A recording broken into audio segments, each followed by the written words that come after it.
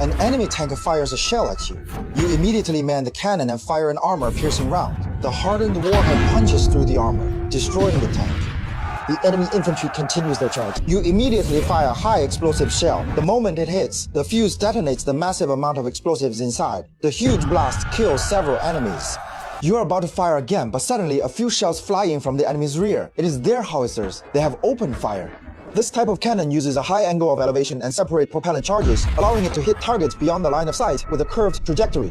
You immediately see cover. But your cannon uses fixed ammunition and has a low elevation, so it cannot fire over the ridge to hit the target. If only my cannon could fire in an arc like a howitzer. So you switch to the gun-howitzer to engage the enemy artillery. This cannon has a longer barrel and uses separate loading propellant charges, allowing it to fire at a high-angle curved trajectory or be laid flat for direct fire. After the counter-battery radar pinpoints their location, you fire immediately. The shell arcs over the enemy's front line, taking out their artillery. Next, you level the cannon and fire a shrapnel shell. As the shell reaches the enemy's front line, the time fuse detonates, shattering the casing and unleashing thousands of flechettes that turn dozens of enemy soldiers into human sieves. The remaining soldiers cannot take it anymore and retreat. You let out a hearty laugh, taunting the enemy. But the enemy is now aiming a mortar at your position. They load a shell. The firing pin strikes the primer, igniting the propellant charge and launching the projectile.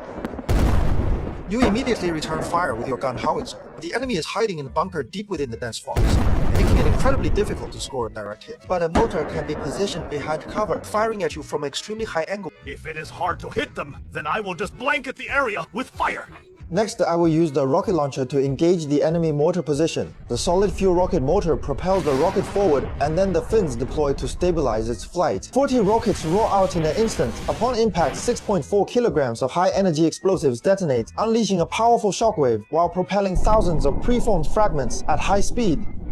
The dense volley of rockets has created a kill zone, completely obliterating the hidden mortar position. You scan the area, but the enemy assault has ceased.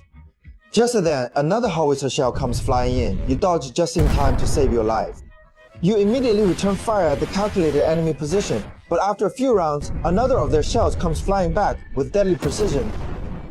How is that possible? It turns out the enemy was using precision-guided munitions. These shells are equipped with a GPS guidance system and can steer with fins to achieve pinpoint accuracy. What is worse, the enemy is using self-propelled howitzers, which means they can relocate immediately after firing.